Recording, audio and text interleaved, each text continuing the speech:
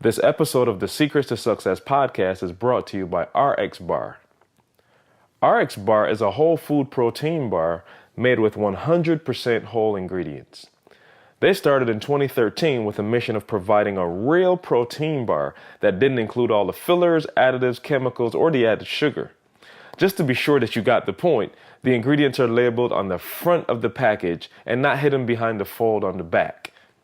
Beyond being a go-to snack that checks off a number of nutritional boxes, RX bars actually taste delicious. For 25% off your first order, visit rxbar.com/success and enter the promo code success at checkout. Again, rxbar.com/success and enter the promo code success at checkout.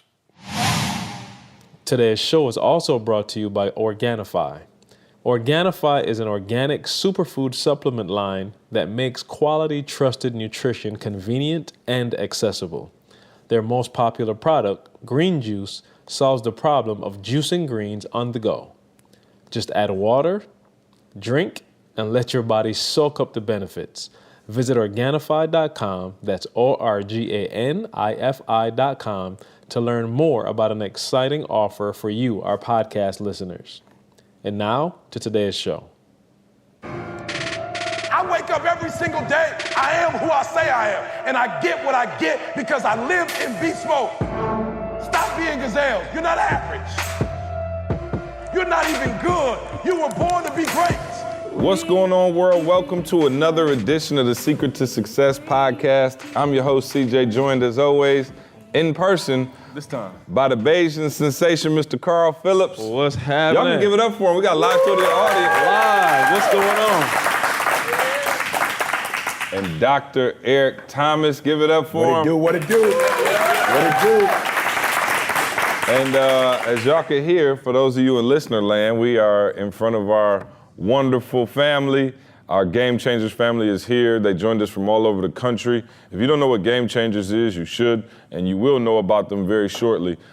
This is our speaker training series where we train the next up-and-coming ETs and best motivational speakers in the world right here in Atlanta, Georgia this time. We usually meet in Michigan, but we're in Atlanta this time. And let me tell you something, if day 2 is as good as day 1, we're gonna be all right, man, because you guys, the growth that you've experienced, not only as speakers, but as entrepreneurs and business owners, and I'm seeing people getting big checks rolling in now, and just see the smiles on your faces lets me know that something's going well. So excellent job to those of you who went yesterday, and then today, I can't wait to see some more fire, so. Let me say this though real quick, see, it was a big deal when we did BU. You know what I'm saying? And I thought that was going to be it. And so I'm just excited to see you guys because it's like, you have the armed forces, but then you got the Green Beret. You know what I'm saying? You got Navy SEAL. You know what I'm saying? Mm-hmm. And so just looking at you guys, I'm like, wow, these are the leaders of that group. You know what I'm saying? BU Strong, about 3,000. And then there, BU, you got Survive, Strive, Thrive, and then, of course, Game Changers. So I'm just super excited to know when I look at you, what that means to us, that we've grown, So, I'm super excited to see you guys. And I'll talk to y'all later, but I'm looking forward to not just you guys getting to this level, but what you're going to do to help us in the world, to change the world. So, yeah, super excited. What is Jalen doing?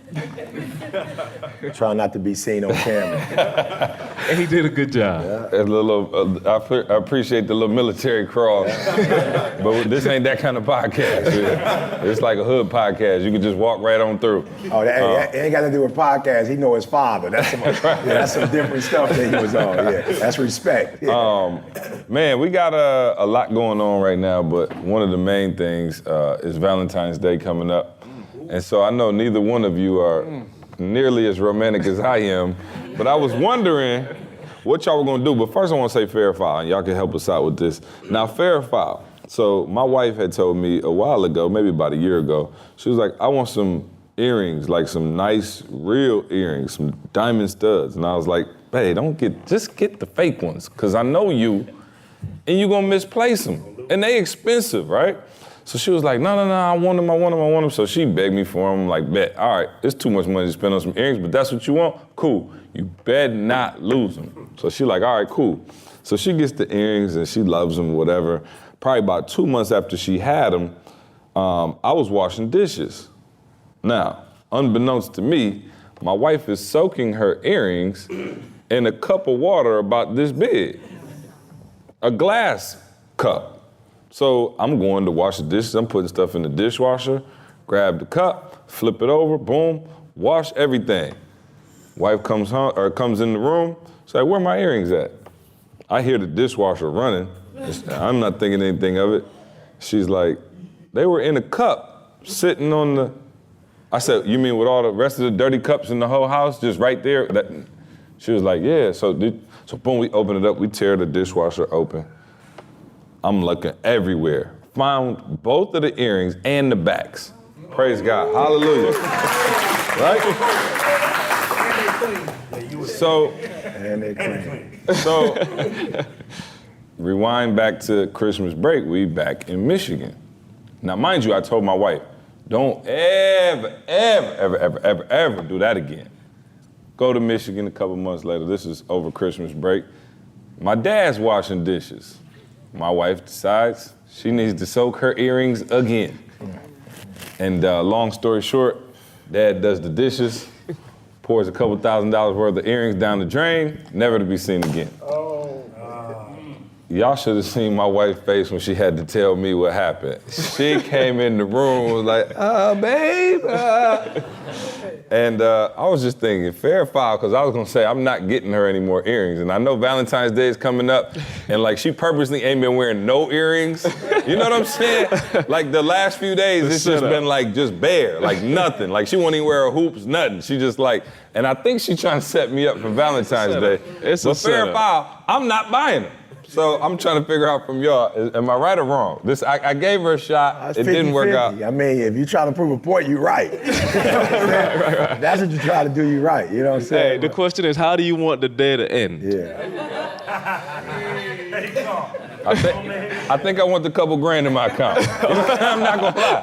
I'm not gonna lie. That is all fair. Yeah, all but no. fair. So anyway, in all seriousness, what are you planning to do for Dee Dee, and what are you planning to do for Tamisha?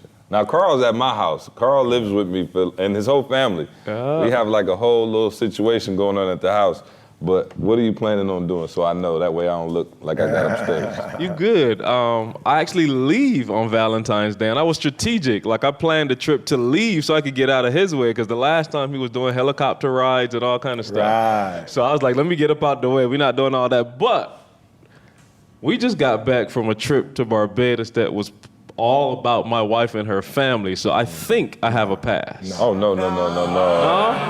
Y'all don't think so? Young Y'all don't think so? Young Padawan. Y'all don't think so? Young Padawan. That was a long trip that was about her You should have family. took it on the 14th. No, they ain't got it right.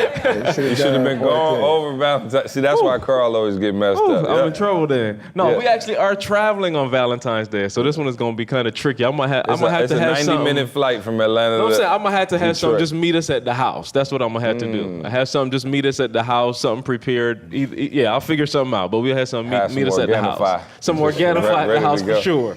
For sure, that'll be a part. It'll be a spread, but we'll have Organifi in there. Bouquet of Organifi right there. E, what you got up? Yeah, well, Are y'all going back home? Where you going? No, that's why I said mine is unfair, but we're going to Vegas. So I got an insider at the hotel.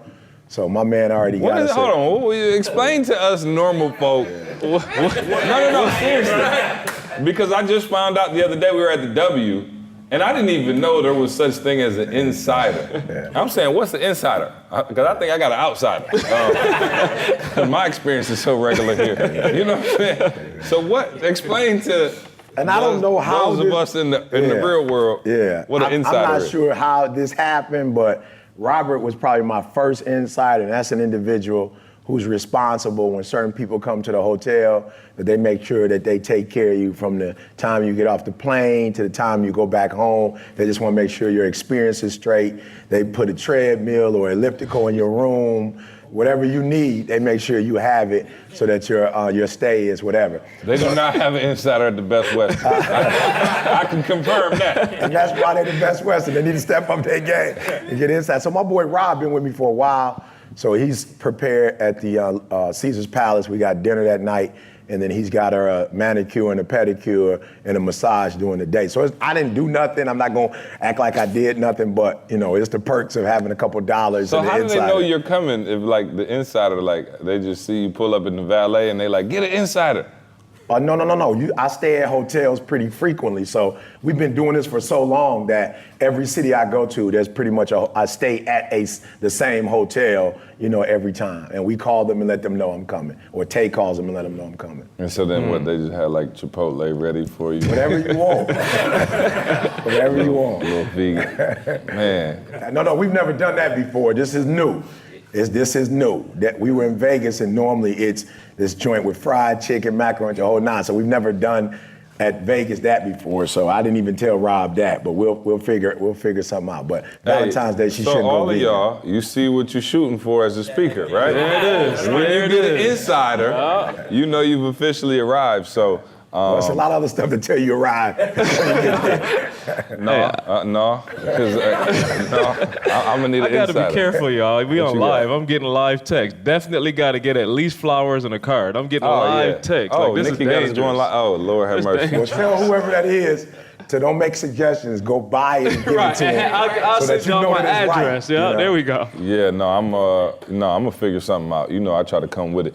I will say this: the cruise is right around the corner, and so then, but like my wife kills me because like she put a little damper on the whole cruise the other day because she was like, I was like, man, I'm excited about the cruise. You excited? She was like, I don't know. Wow. I was like, wait, what? Wow. And she was like, is this a work cruise or are you? It's a work I was cruise. like, I got a little work, but we're gonna play too. So hopefully I'll be able to do something there. But I'm definitely gonna come with something on Valentine's Day, and I suggest that everybody who has a significant other, no matter what they say, right? Because you can have a wife like mine who just like, it's not that big a deal. Let you not show up with something. It's going down. All right, let's jump into the podcast and kind of what we talked about. And E, you said something the other day, and I was just like, wow, I didn't even think about it like that. And I'll kind of let you explain it and take it from here. But you said there's a difference between your truth and the truth. And I was thinking about it in a few different contexts, but I'll let you explain and kind of like what you meant and what you talked about. Then we'll also talk about what you talked about in Atlanta at Take Control. But kind of explain why you said that and what was going through your mind when you talked about that. Yeah, so when I was in school, I mean, like I said, y'all know I'm not, really into that. But the big thing that they stressed in the dissertation was you have to be able to prove that the work that you do is not you. Like, you might think everybody can do it, but you have to prove or not prove that your theory can work with or without you, right? And so that was big, and I didn't know what they was talking about at first. I'm like, for sure, I'm doing it, anybody can do it. But as you start, doing your work or whatever, you start realizing like, some of this might be personality, and some of it could be theory. I'm not really sure. But in that process, what I learned when people make a mistake, and I'm speaking to like not just speakers, but entrepreneurs all over the world, you have an idea in your head of what's sweet, and then there's really what's sweet. You know what I'm saying? Like, for real. And to me, when I was in school, I was like, okay, I understand what they're saying. And that's the disconnect. And here's the thing that's so funny. If you could take your feelings out of it, like, humans got a lot of feelings. You know what I'm saying? It's weird. It's like your feelings gonna get you in trouble. The truth is not gonna get you in trouble, right? So for me, as not in this podcast, but just in general, I tell people all the time, I've discovered if you wanna make 6 figures, there are certain things that you have to do. If you wanna make 7 figures, there's certain things you have to do. There's nothing around it. Like, you can't get around it. And so, especially, with people that I'm close to, you'll hear them complaining, you'll hear them talking. I'm like, I'm not trying to be funny. What you're trying to do is you're trying to get the world to understand your truth, and they're not gonna understand your truth. You have to find out what truth is and line up to truth. And once you line up to truth, I'm telling you, it's the easiest thing to do. But for so long, I was on that. I'm not even gonna talk about what I was on. It take too long. But now you know what I'm on. When I go to a school, to the principal, what do you need? That's it. It don't make a difference what I want to talk about, what I'm skilled at. It doesn't matter. When I walk into school, here's their unique problem. Can you handle it or not? Can you fix it or not, right? And so I just hear a lot of people, we spend a lot of time with people, you trying to convince me, and that's what I love about Chris. A gorilla is a gorilla. You can't try to make it. So let me just show y'all real quick in my home. I want to show y'all something. My wife would be like, turn here, turn there. I'm like, yo, friend, I'm a grown man. Like at some point, I want to be able to, I just want to be able to turn where I want to turn. Without your navigation. For real, I just want to be able to turn where I want to turn. You know, and if I miss the street, I miss the street. It ain't like you don't make mistakes. You know what I'm saying? But when Chris gave me the assessment, I was like, yo, don't ever argue with your girl again. She has a need to control. Like that's in her DNA. She has to be in control. You don't have to be in control.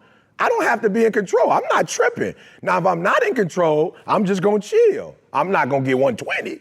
I'm just gonna chill, let you do what you do. I'm gonna sit here and let you do what you do, and you tell me what you want me to do, I'll do it. But with my wife, she has to be in control. And we used to fight because I'm like, okay, I want the purple sheets. And I sat there, Chris, one day and I said to myself, you don't care if the sheet's purple, blue, or orange. You just want to be in control sometimes because you feel like she always in control. But you really don't want to be in control. You just don't like the fact that she's always in control. You feel me? But you don't need to be in control. So release it. Let it go. And always let her be in control. And since I'm talking about, she gets so happy. She's so happy, Chris, with the control boy, you know? And so it was like I was living a lie though. I wanted to do something that she was doing. You feel me? Because I felt like you shouldn't be able to do this all the time. It's a marriage. It should be a partnership. How do you always get to decide where we go, whatever? And then I just said, just sit back because there's a few times that she doesn't know. And in those times you could be in control. So she never know where she want to eat. So here's the chance to be in control. We're going to Chipotle. Bottom line, we're going to Chipotle. And whether you like it or not, we going because you don't know where you want to go. You know, so for real, Chris, I wish we had hours for me to break this down. Maybe it needs to be a session. But today, Eric Thomas stopped speaking about what Eric Thomas wanted to speak about. And Eric Thomas realized what it takes to be the next Tony Robbins, what it takes to be the next Les Brown, the next whatever. Once I realized what they were doing and made up in my mind, I'm going to do that, then I blew up and I never have a problem with gigs. I never have a problem in my house with my own children. Once I realized this is their personality, this is who they are, you're not gonna be able to change that. Just, what is the word I'm looking for? Play into who they are. For real, I heard, what's her name? Maya said something, and I felt Maya, she a gorilla, and I'm gonna have to work with her. But she said, don't clap. She doesn't clap for fish that swim. And I'm like, yo, I feel you. That's some gorilla stuff. I feel you. But there are some fish that if you're gonna be cool with them, you're gonna have to clap with them when they swimming. I know you don't feel like you need to do that, but there's just some fish, if you're gonna have a good relationship with them, they gonna need some clapping every now and then. And so if you're gonna go that route, you probably only gonna be with gorillas for the rest of your life. You feel what I'm saying? Or on a solo for the rest of your life. But if you wanna have healthy relationships, then at some point you are gonna have to. And so I find myself clapping now for certain fish because that's what they need, bro. And here again, I wanna say it the way C said it. That is their truth. I can't change that truth. They need clapping for, and there's nothing wrong with clapping for them. It ain't gonna kill me to do it, right? So I clap for them, and I don't know how, but I see them swim even. They go even faster, and they start twirling and doing stuff, and their colors come out, and so I'm like, yay, fish. Yay, fish. That's their truth. How do you go about, I guess, finding that truth or being in tune enough to know whose truth is the truth, or what is the truth, and kind of what is in your own head? Because I think sometimes for all of us, right, like ego and other things get involved, and you see people all the time, and they're not bad people. It's just like maybe nobody ever told them, or they're not exposed to it. Like you have to search out truth, right? Like we're born and put in a system that kind of gives you what you think the truth should be or what the truth is, right? Like somebody who grew up in I grew up Catholic, you know what I'm saying? We just grew up with our truths. Like I never questioned like, oh, why do we grow up Catholic? Why do we go to mass? Why do we do communion? Like it was just kind of given to me. So I followed that, system, right? And so for anybody who, grows up in a system, I think your truth is or inherently your truth is gonna be what you've been given. And so what you're kind of talking about is stepping outside of that and finding the actual truth.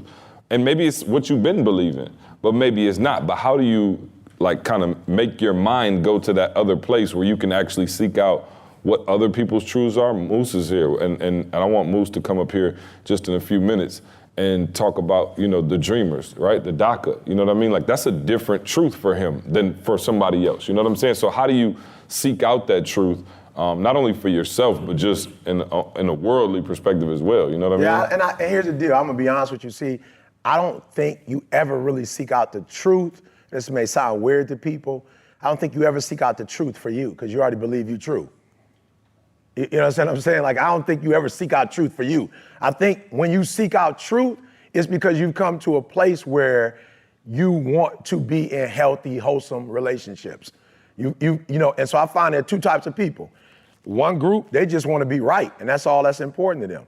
I've grown up watching males in my family, they just wanted to be right. They don't necessarily have good relationships with their spouses, with their kids, with the community, but they feel good about the fact that they're right. Nothing has changed for them, but they feel good. They're right, everybody else is wrong. And then I think there's another group, they get tired of losing.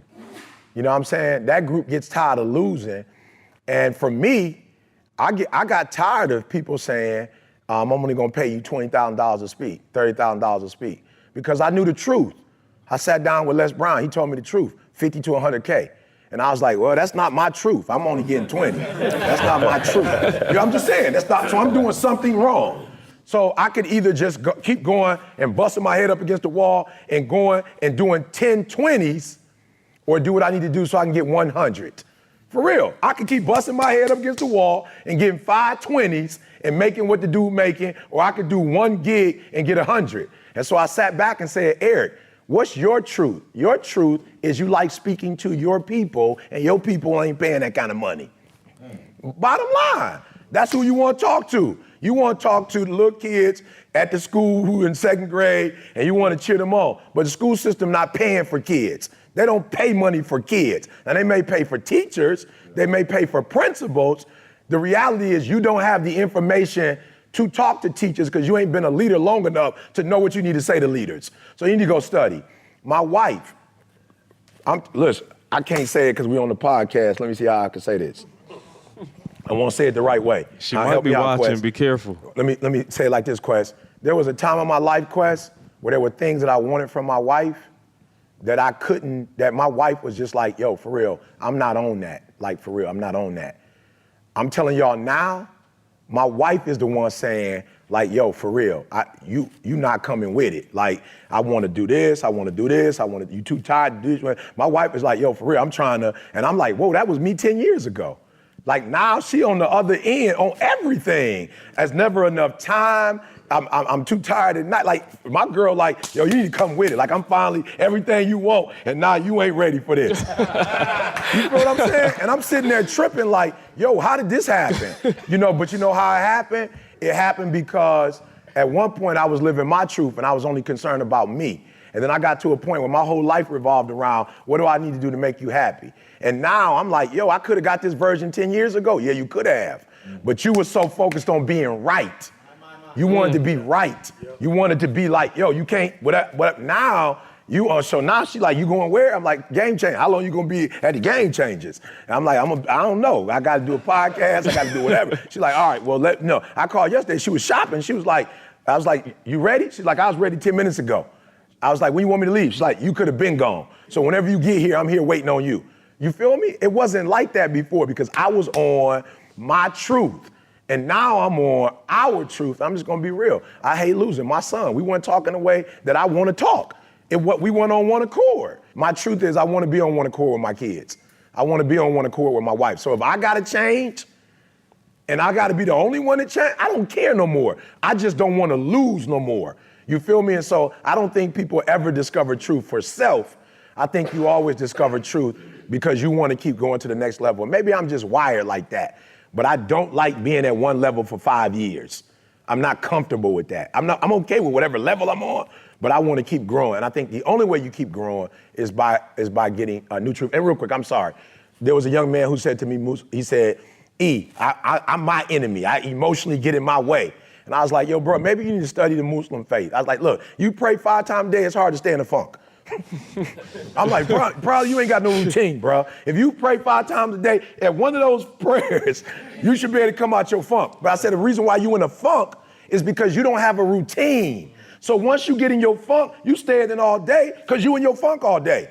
But if you have 5 things to do during the day, you can't be in a funk and do those things. So the reason why I'm never in a funk, because my truth tells me my flesh shouldn't be controlling me in the first place. My truth tells me that my feelings shouldn't tell me what to do.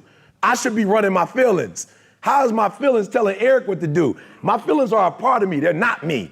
And so when my feelings start tripping, my truth says, stop, go get centered, get your spirit back, and then let's move forward. My old truth was, oh, woe is me. My daddy wasn't in my life. My mama didn't tell me who my daddy was.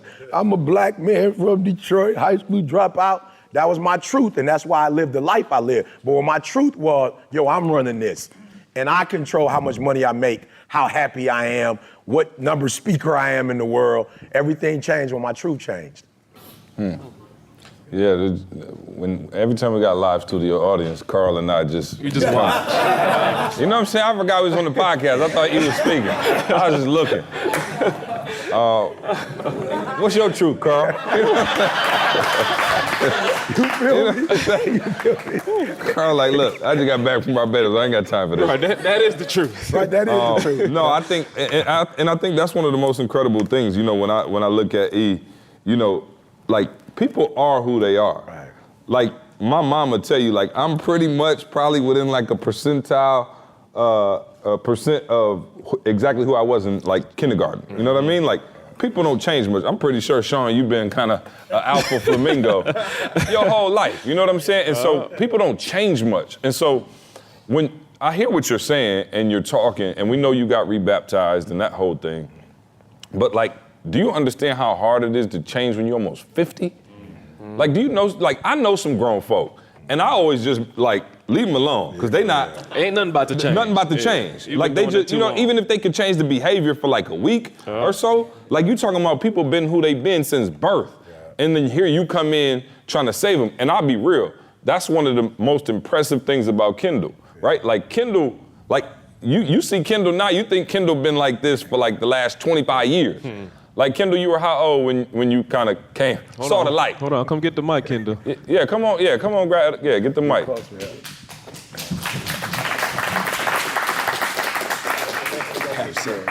When I saw the light, it shined in my face. I was about 44, 45. So Kendall was 44, 45 years old. Wow. Now, I didn't even know this, but you kind of start seeing, like, okay, this is not the path I want to go down. What were you doing before that? And then at 44, 45, cold turkey, you kind of made this change. What was going on before that, and then what happened? I was losing. I was losing. I was drinking. I'm talking about heavy.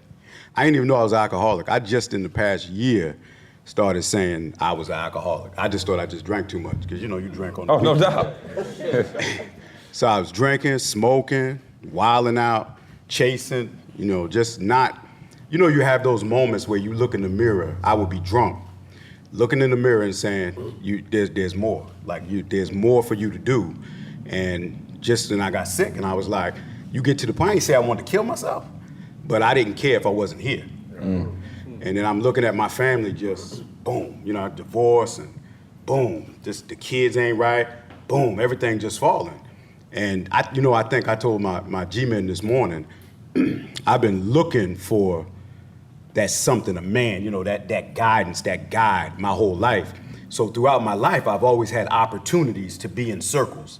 And I promise you, I said one day, you know how you get to that point, you be like, Lord, if you just give me one more. And when I didn't think I was gonna get another opportunity, and when I saw the opportunity came, when you came, I was like, boom, got it. And I never looked back.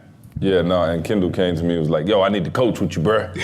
And I was like, okay. And I didn't even know, like, he was so disciplined and structured when he came to me. I was like, I thought you had been. Yeah. So he would tell me his stories of like drinking and all of that. And I thought he was always talking about like 20 years ago. He was like, bro, this is like 6 months ago. I was like, oh, okay. But to change at that age, you know, and then to kind of use E and like hear E and B and allow his words to help you change, like what had to go through your mind? Because like I said, most people don't stop drinking in their 40s. Like that's not something you do just cold turkey, like, all right, cool, I'm done. Or most people don't stop, you know, committing adultery or whatever's going on in their 40s. Like that's not something, like that's usually a learned behavior. It's a staple. Yeah, exactly, yeah, it's a staple. So like, what was the actual process of kind of that cleansing or whatever? I found my truth. Like I knew my truth was there was more. And that process was, so it was one day I had called my wife up. I had went to my man's house. I called my wife up. We was drinking. And I told her, I said, I ain't coming home because I had caught a DUI before. And I said, I'm not gonna drive home drunk and catch another one. So I called and I said, I ain't coming home. And she, you know, just got quiet. She ain't go off, she ain't go in, she just got quiet.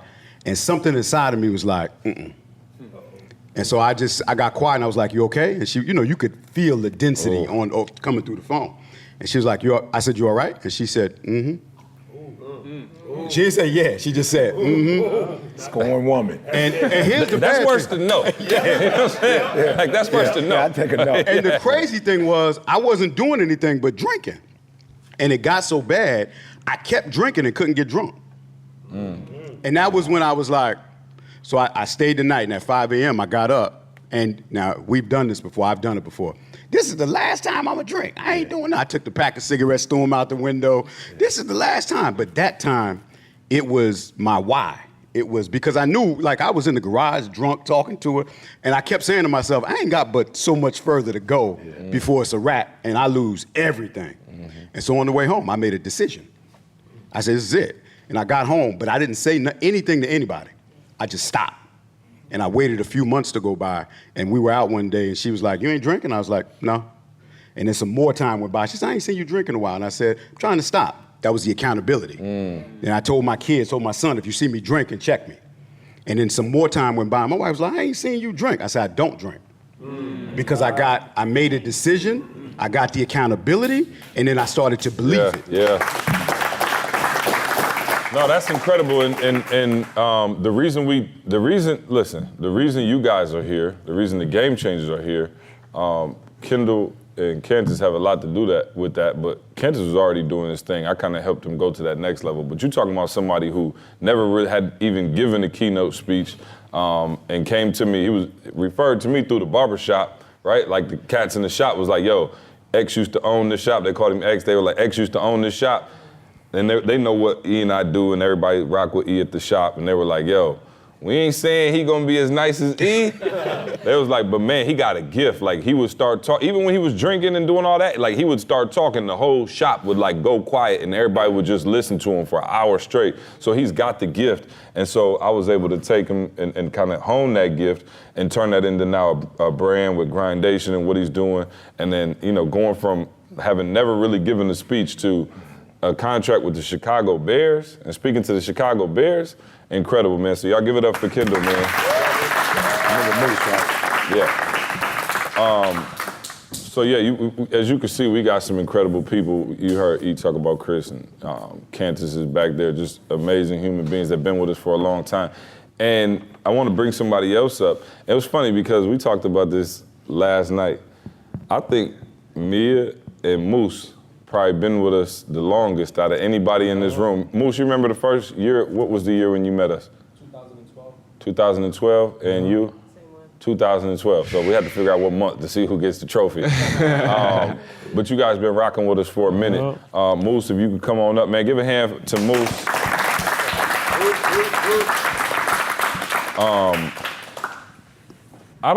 Certain people you meet in your life, and they just have an incredible spirit. And everybody, you guys may not be able to see them in listener land, but everybody's nodding their head when I said that as Moose came up. I don't think it's possible to meet a kinder human being than Moose. And from 2012 when we met, I think in New York, right? Yep. Moose came to one of the events and he grabbed me, pulled me to the side, told me how much he had changed his life and the message and all of that. I think I gave him my number right then and there. Yep. And Moose and I have been connected on the text and everything since then. And he would come out to events occasionally, and I would always recognize him. We would always talk. And then he said he wanted to get involved with Game Changers when we had P7D. And I was super excited to have you just because of your presence and all of those things. But I want to kind of fast forward some of that and get to some of the issues, because what you're going through, and we got super love for you as a family member in this community. The DACA program, you're a dreamer yourself. Explain to us and the people in listener land who maybe have heard of it but don't exactly know what's going on, and just kind of run us through where we're at with that right now. Yeah, so the DACA program is a law that was passed in 2012 that basically protected people who entered the country illegally as children. So whether you entered through the southern border or you entered with a visa with your parents and that visa expired, you all fell under the same umbrella. So because you didn't have the proper paperwork, you couldn't go and get a driver's license. You couldn't get a job if you wanted to. You were in school, but if you graduated, you couldn't get a job. You couldn't get a driver's license. You got through high school. Most of us don't come from wealthy backgrounds, but you don't qualify for financial aid. So you're trying to live out the American dream. You're American in every way except that piece of paper is holding you back. So 2012, when DACA was released, that was literally our ticket to the light. Now granted, it came with some restrictions. It said you can't leave the country and come back. It said you can't qualify for financial aid, but you could get a driver's license. You could now be authorized to work. And for a lot of us, that was like, that's all I need. Right. I don't need to go back home because I haven't been there since I was 7 years old. This is my home. Mm-hmm. So now like you said, you fast forward to September 5th of last year, administration canceled that program. And they said, you got 6 months to get a solution or you're all up for deportation again. And this time, now that we have you in the system, because you entered the system, we know exactly where you are. So we can send that notice right to your house, give you 2 weeks to report, or we're coming to get you. So now you're gonna go back to a country that you don't know much about. You don't read and write the language, whatever the case may be, and you gotta start all over after you've invested your entire life here. So that's really what the program about, that's what Dreamers represent.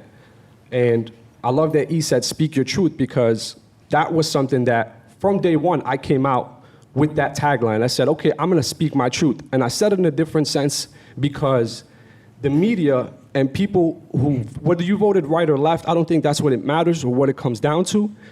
But if the media is telling you that we are drug dealers, that we're gang members, that we're MS-13, and in my case, you're a terrorist, right? But I'm a business owner. I'm a college graduate. I'm the first in my family to do that. Yeah, come on, Moose. Like, I've had no guidance and I got here. And now you're telling me I'm not worthy because of a piece of paper? So you came, tell us, so you came here at 6 or 7 years old. 7 years old, yep.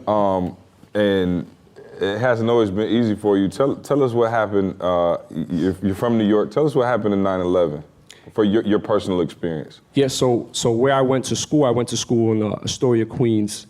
And from our school window, you can literally see that entire New York City skyline. So you can see the Empire State Building, the Chrysler Building, and back then the Twin Towers. And one of my friends, I just remember the moment because it literally, like what they call the Matrix, everything stopped. He raised his hand and he said, Miss Marilitas, the Twin Towers are on fire. And at that moment, I didn't really know like what the buildings represent. Like I had still been there 3 or 4 years. And he said that, and I can pinpoint in my life that was literally the day my life changed. Because not only are you an undocumented immigrant, but now you are a Muslim who is living in New York City as the city is trying to bounce back from the biggest attack in the world or in the country. So now everyone is looking at anyone who's Muslim as a terrorist. Mm-hmm. And you were how old at the time, sorry? I was 11 years old. Okay. And just, how did that feel? what kind of weight did you carry with you? That's a lot at an 11-year-old, right? Like, you're 11 years old and people are looking at you. What kind of comments were you getting? Like, what did you have to go through? Yeah, I mean, that was like, you became the joke of the group. Like, at any time, anyone could come up to you and be like, oh, don't sit next to him, he has a bomb. Like, that was the go-to move. So it was easy to be the joke of the party. You know, like, like using the religion out of context. And I think that's one of the main reasons why I rock with E, because you don't understand. I met E in a church. Like, I've been telling you this forever. Like, it's bigger than just a message. Like, I'm a Muslim man, walked into a church and got closer to my religion because of your message. Like that. This is why I'm connected. Like, and I always say thank you for that reason. Like, I'm literally, that's the main thing why. And during his message that day, he used that as an idea. He said, somebody came up to me and said, I'm Muslim. So your question to him was, well, do you pray 5 times a day? And I'm like, wow, like, look at the context of the story. I'm here now. He's saying that I don't pray 5 times a day. But I can't use the fact that, oh, but people called me a terrorist and people said my religion was this, and use that as my excuse to not get better. So I said, all right, well, I'm gonna start praying. I'm gonna follow the religion the way it's supposed to be. Absolutely, the way it's supposed to be, absolutely. Truth. Absolutely. Yeah, that's the truth.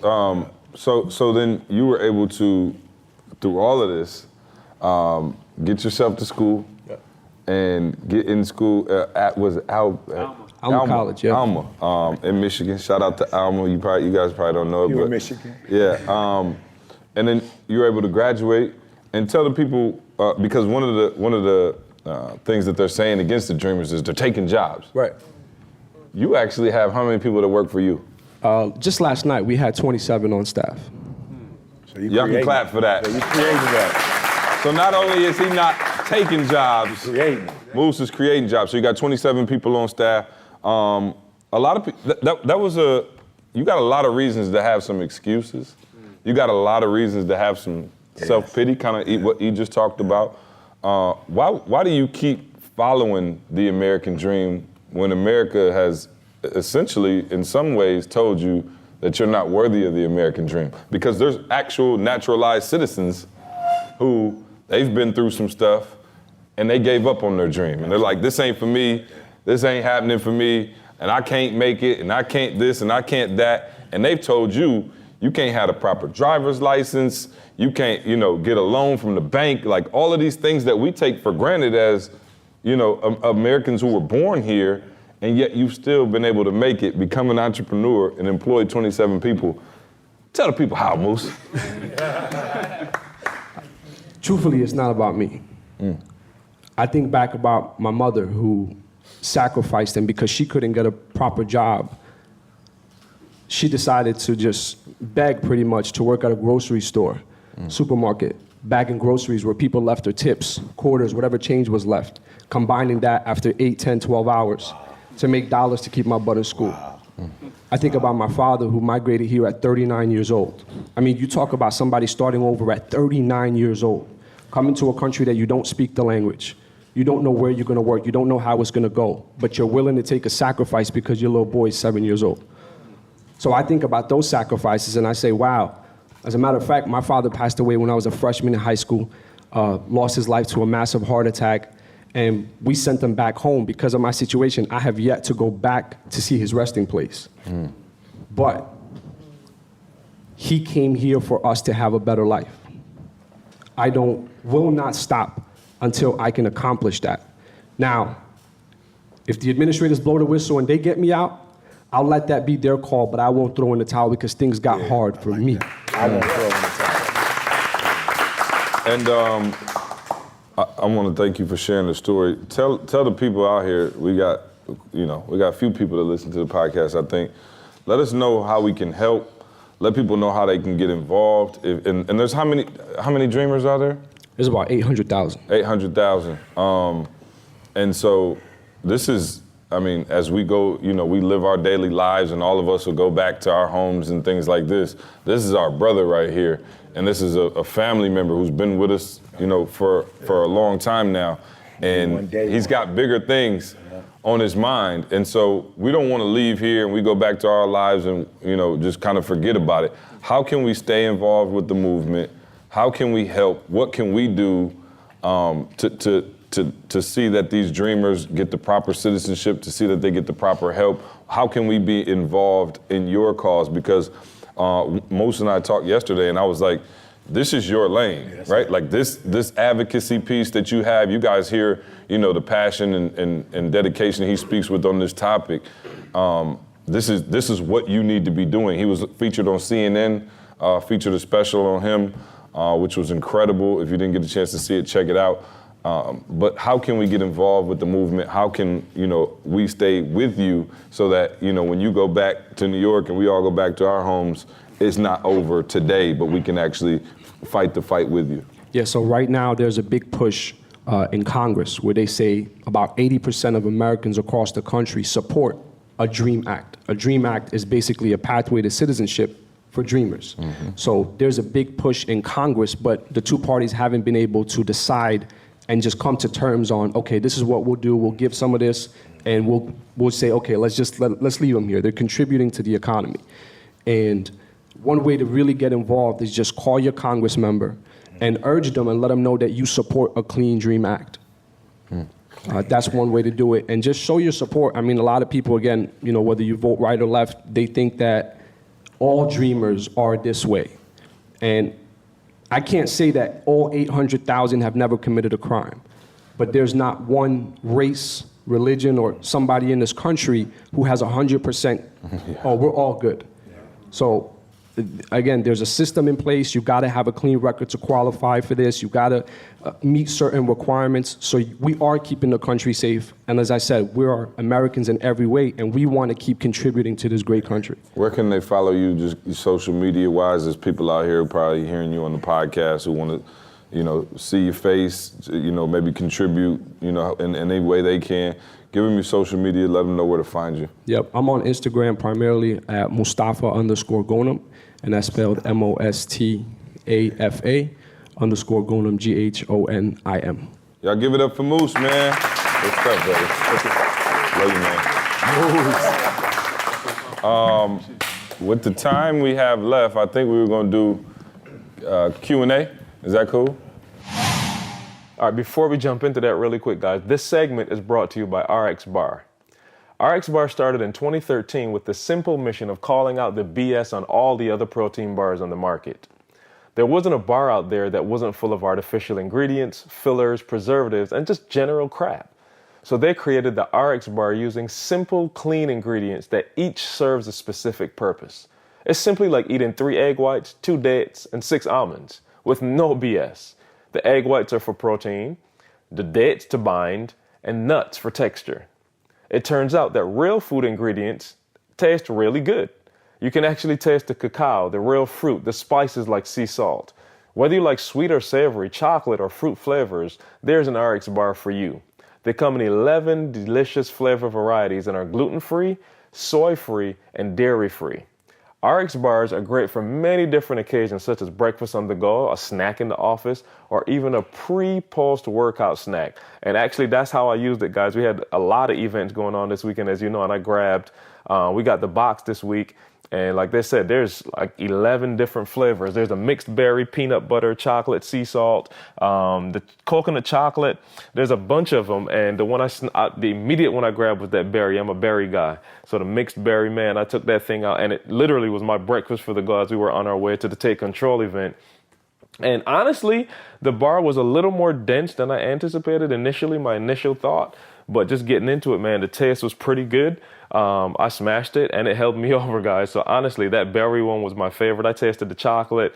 The peanut butter is pretty good too.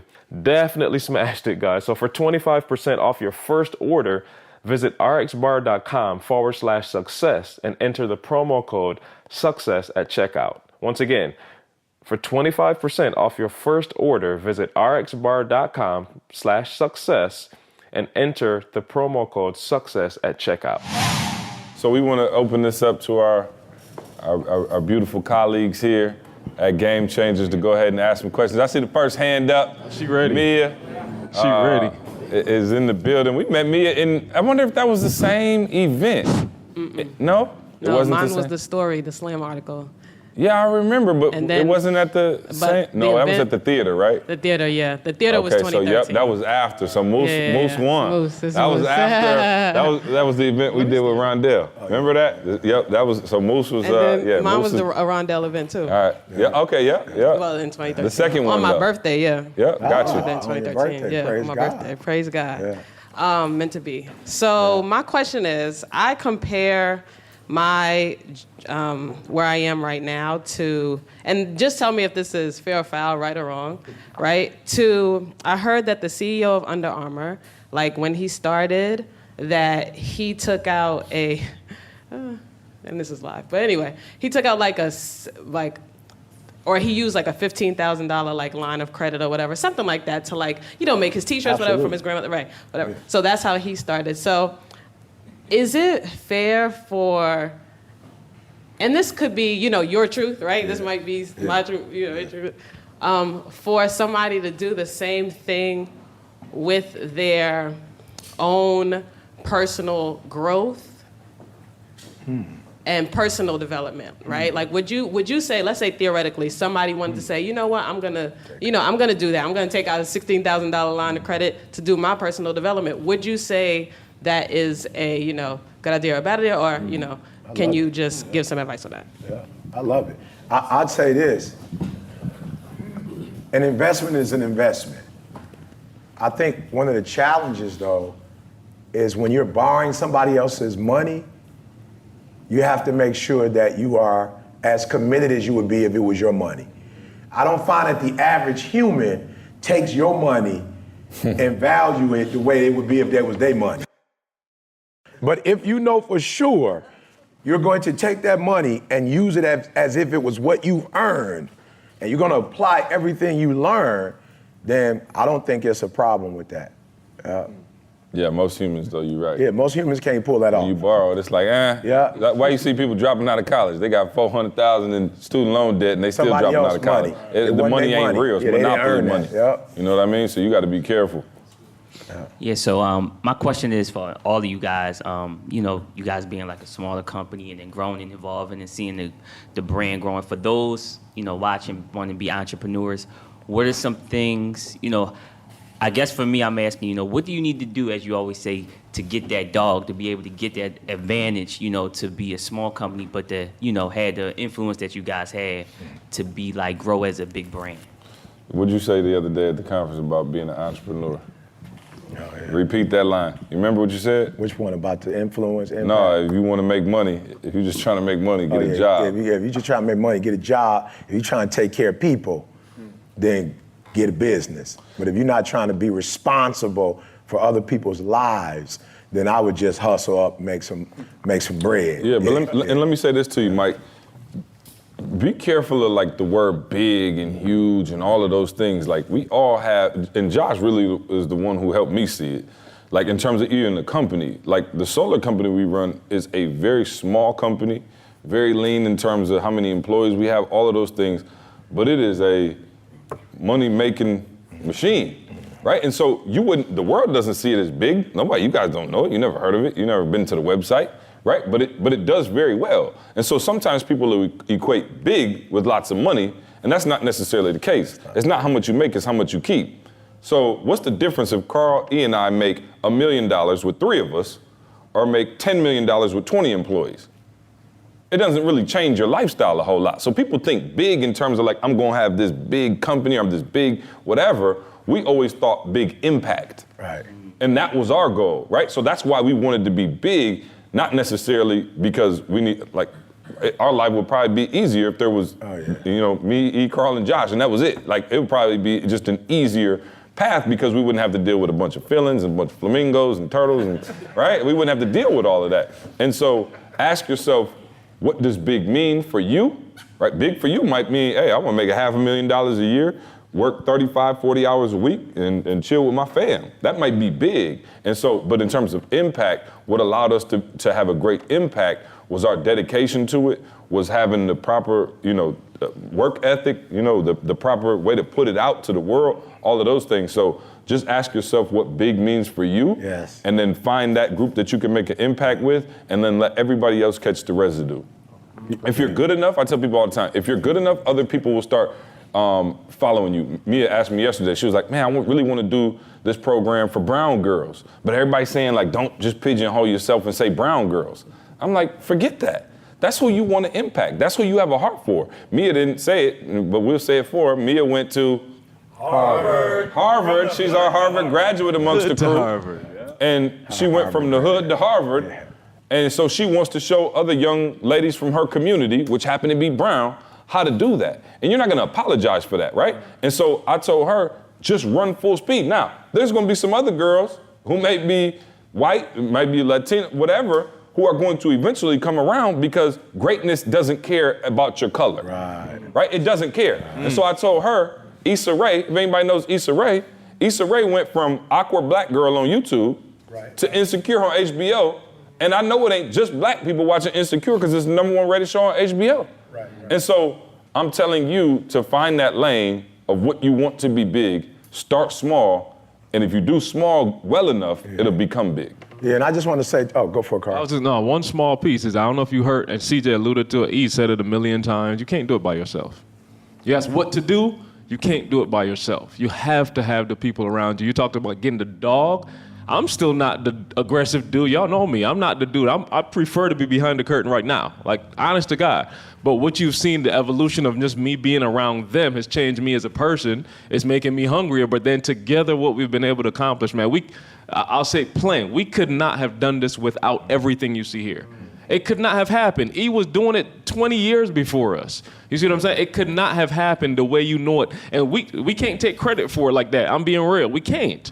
Like, I'm from Barbados, he from Lansing. I'm talking, our religion's different, our geographical, everything's different. I can't take credit for that.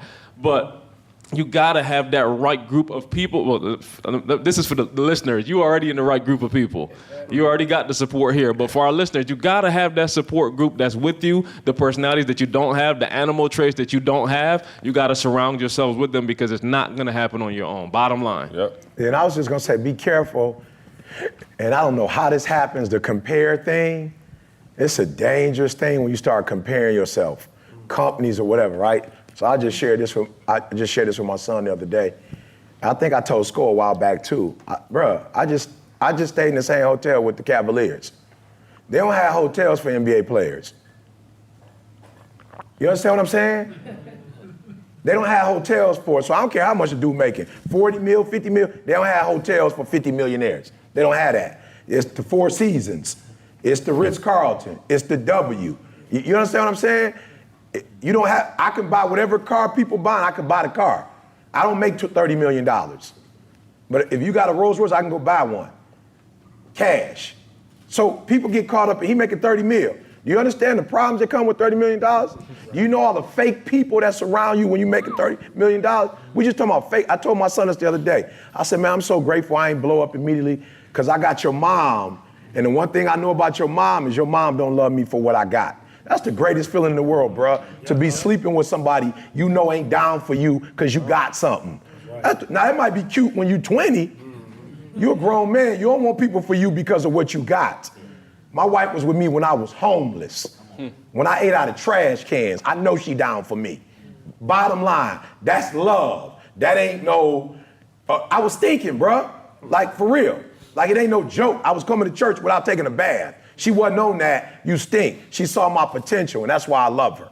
You feel me? So be careful with the comparison. What I love, when I was in that room, they asked Warren Buffett, what's the greatest thing about being the richest man in the world? He said, I only work for people I like. He never said nothing about money. He said, I get to work with the people I like. I don't got to work with people I don't like. I was like, unbelievable. He said, the mattress you sleep on, they don't make mattresses for Warren Buffett. I got to go to the movie theater you go to. He like, I go to that movie theater. They don't have a movie theater for Warren Buffett. I go to the one y'all go to. What he said the only difference was? So the only difference was he has a private jet, right? And most people don't have one. But Grant Cardone told me to my face, E, whatever you do, don't buy a jet. Right. He said, don't buy it. It costs too much, the gas. Yep. You got to sit. So he said, it costs too much. Don't even waste your money on it, bro. That's what they said to me. So my boys that go private, it's like a Uber. Jared Robbins, it's like an Uber. They pay so much a month and they pay $25, whatever. Now they got people, might be thinking people own them because the way they taking pics, but I'm just saying, don't compare yourself. Listen to me, I'm telling y'all the truth. If you want to be rich, try not to make no more than $750,000 that you have a year. That you save. You don't want to go into millions. Because once you start going into millions, now you got to start helping people. It's a whole different hookup. No, I'm being real. You know what I'm saying? My wife will tell you. I'm gonna take my chances. We get so many calls from the universities because they know we helped a couple kids. So I get calls every week for somebody who needs their tuition paid.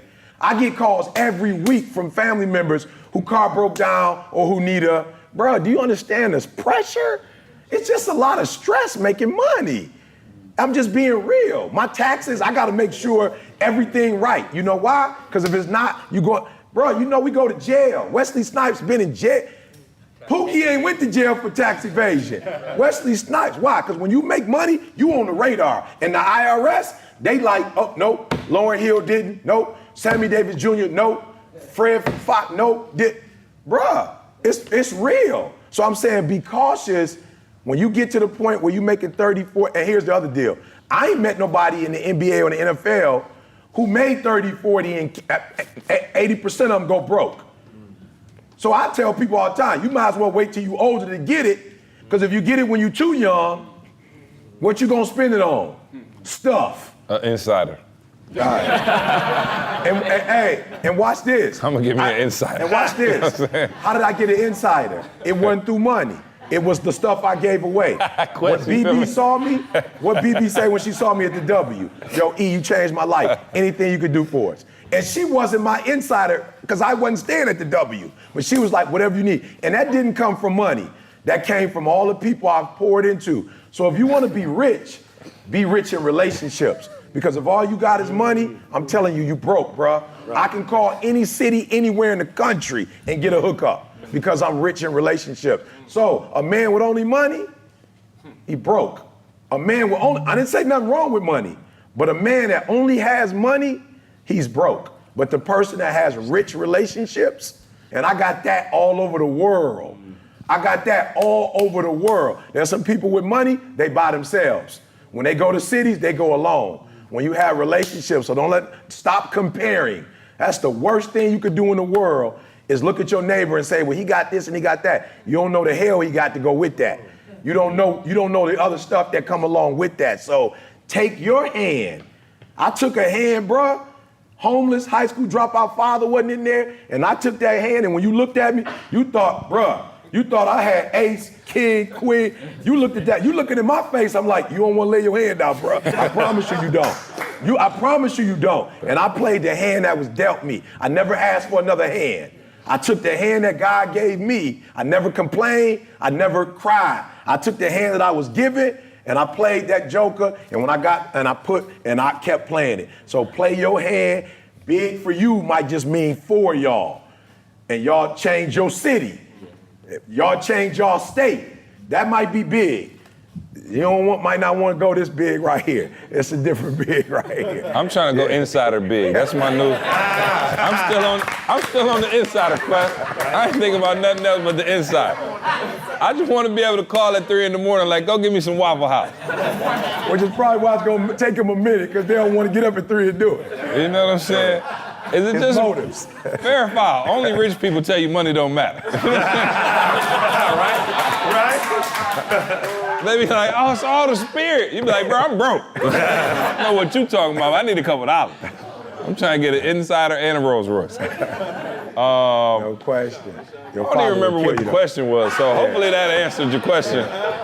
All right, so check it out. First of all, since it is around Valentine's Day, I want to send a shout out to my boo, Vanessa Hardwin, because like Dee Dee, right? Hey, because like Dee Dee, she'll cut for me, and that's all that matters. You watching me, but what you ain't watching is my ride or die on the side. She'll cut you for me. So, hey, send a shout out to my baby. We met her. She ain't no joke. Yeah. So, since this is the secret to success podcast. There you go. I would like for y'all to tell us what your version of success is, because a lot of people think that it's just money. Insider.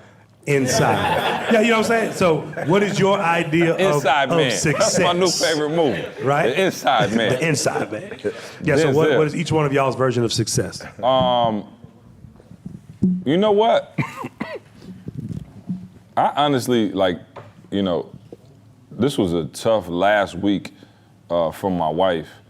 And so, I'm so happy right now, Sean, in my career, where I'm at, like Warren Buffett. I ain't got Warren Buffett money, but Warren Buffett said he only work with people he like. Like, I love these dudes. Like, Carl, whole family staying at my house, and I'm gonna be sad to see them go Wednesday. Like we came home yesterday, his wife, my wife in there, our babies running around. Like, we just hung out. Me and Carl, fried up an egg sandwich. Like, we just hanging out. Wow. Yeah, you can't do that anymore. You remember eggs? How they used to taste? They're still good. With cheese. Our babies running around, and to me, that's success. But what's not success is that every now and then, and very rarely, my wife at work, things can all of a sudden go crazy, and GE's got their own stuff going on now. She's in finance, so it's tough. And my wife came home at midnight a couple nights in a row, and we were riding somewhere. I can't even remember, dinner or something. And I could tell it was just heavy on her. My wife is keeps it, tries to keep it in, and she was like, oh, this week's been so tough and stuff like that. And I was like, ooh, we ain't quite arrived yet, because my wife's still stressed out over work. Right. And so to me, success is not a destination, it's a journey. You try to wake up every day and hunt that success. But I think for me, I won't think that I've truly arrived. I joked about the insider, that's one of them. But I won't think that I've truly arrived until my wife can do what she wants to do. And right now, like I said, we're getting closer. My wife still make a lot of money. She work a corporate job, she love it. She got 401k benefits. We use her health insurance, just, everything. And so I'm not saying that I want her to quit so she can stay home with the kids or anything like that. I know that my wife, and they'll tell you, my wife could easily be on this stage talking right now with all she's gone through and her message. And, she's just an incredibly gifted speaker and everything. And she wants to do nonprofit work. She wants to do, all of this. And I won't think that we've truly arrived until she can walk away from GE, all the money that they pay her, all the benefits and the 401k. She was I just figured this out. I told Carl, she was one of the last cohorts to come in that still get a pension. So she get 85, 90% of her pension when she retire. Oh, wow. So when she retired, let's just say she might be making 6 figures until she die. And so you have to walk away not only from the money right now, the health insurance, the benefits, and all of that, because they match her 401k dollar for dollar, something crazy like that. But then you're also walking away from a pension that says, if everything went haywire, we're gonna have at least 100-some thousand every year to rely on to take care of us in retirement. Now, I don't live on those terms. I don't, we do no safety net and always have. But my wife is not all the way there yet. And so for me, success will be that day when I can say, I don't care what they got. Let's say you retired at 60, you're gonna live to 90, here go 30 years worth of your pension. Sit down somewhere, you know what I mean? And do what you want to do. So for me, that's my next level of success. But to answer your question, it's an ongoing process, And I'll jump in before E, because I know where that's gonna go. No, so to answer success, and Chris, I'll steal from you. Chris said he doesn't do the animal assessment for people under the age of 25? And I think I'm just understanding, similar to what CJ said, it's not a target. Success is not a target. There's no success. I'd say came for me when I realized that it's nothing that you'll ever, there's no horizon, there's not that. It's a staircase. That's what it is. For the rest of your life, it's a staircase. So if I were to give you my true measure of what I'll say my success will be, it'll be seen in my kids. Because that'll answer every question, where they are financially, where they are in their education, where they are in society, how they treat their spouses. That's the answer to what success will be for me. And it'll be a couple of years before I can really see that. You know what I'm saying? But to me, that's the measurement because, like I said, like you can see every aspect of my life and what they turn out to be. It could go any which way. Y'all, parents in here, you know that could go any which way. You got only so much control. But to me, that's the ultimate measure that I've done exactly what I was supposed to. They're in a financial position. Jamal talked about generational wealth. CJ is on that. Like, I want to make sure I leave my kids in a place where they don't have to beg nobody for college. They don't have to do nothing. And I'm saying, I'm not there now. So that's what I said, it's a staircase. I want to be able to put their college tuition aside. I'm not there now, but I want to be there, and I'm going to put some real, quick terms on that. I want to be there in the next 2 years. You know what I'm saying? Where I can just safely say your college is taken care of. Not only is your college taken care of, your whatever. Like, one of the goals that I set short term was like, I want to go on a vacation every quarter. And I just said that out of my mouth. I don't even know what that means. I really don't even know what that means. I'm being real. I don't know what that means. But I'm just let y'all know, we just went to Barbados in January. I think we're going to a cruise in March. Yeah. That's not even a quarter. So I'm just saying the stuff and that... he was in Barbados before January. I was in Barbados in August. In August. Yeah. So I might be getting closer, but you see what I'm saying? Like there's so many different parts of it. I'm trying not to use the cliche, but there's so many different parts to it. Take it, E. Yeah, no, I just want to say, and it's not to brag, but I really feel like I'm there. Oh. You know what I'm saying? Like what I wanted to accomplish, you know, I'm doing it. Like my kids know I'm gonna be on their butt, but I'm proud of my family. You know what I'm saying? Like people are looking to my family to make decisions. You know what I'm saying? In the world, people are watching videos, people listen to Didi. You know what I'm saying? So my daughter's bringing up the rear and yeah, she got that dog. She got that dog, so we good. She the last one, you know what I'm saying? So she got some stuff that she like, I wish she was better at, but I'm cool because she got that dog. So she gonna find a way for her deficiencies, you know, and my son is doing his thing, graduated, he's doing his thing, you know, so for me, success right now is getting there and staying the same. You know what I'm saying? Like I was at a restaurant yesterday, dude came in and was like, E.T., you sleeping on the job? I'm like, I ain't sleeping on the job with my wife, you bothering me. You know what I'm saying? He like, what you doing? And I said, it's a restaurant, I'm eating. You know what I'm saying? I'm with my girl, chill. You know what I'm saying? What you here for? I'm talking about patchwork. Oh, my man right here better than patchwork. I'm like, bro, relax. You know what I'm saying? So just being able to remain, like my wife always say, like, how long we gonna keep going to we was at what?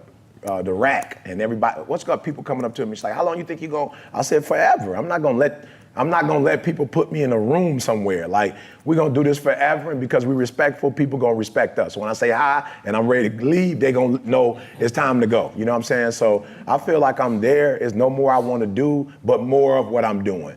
You know what I'm saying? Hey, people have been recognizing me too on the low. I ain't want to tell you that. You know what I'm saying? I didn't want you to think you was the only one. Hey, I told C in the beginning, this is all his fault that they know who I am. Shout out to a dude named Big Mike, who I was at the car wash cleaning out my car. He ran up on me. He was like, I listened to the podcast. And also shout out to whoever the guy was at Kohl's who was like, Kohl's? Kohl's. Oh yeah, when you said, they said, what you doing shopping? My man was like, what you doing shopping at Kohl's? I like, bro, I like discounts too. I ain't eat. Yeah, I'm like, right, he might want to be my insider. Not insider, but don't blow his head I have all kinds of discounts. Not quite insider yet, extreme discounts at Kohl's. Yeah, I was in there, hey, you know what? I forgot to tell you. I seen him again, he was like, man, I forgot you shop here. I just be going in there now, every now and then, feel a little celebrity factor.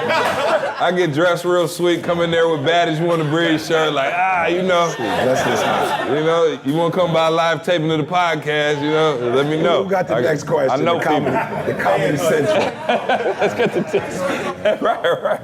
Yeah. Peace and blessings, guys. We are tremendously blessed to be a part of BU because we get so much information. But E, can you just share the heart of school days and why you're doing it and how people can support? Yeah, I just think that you can't do it without education. You know what I'm saying? Education is what our ancestors fought for.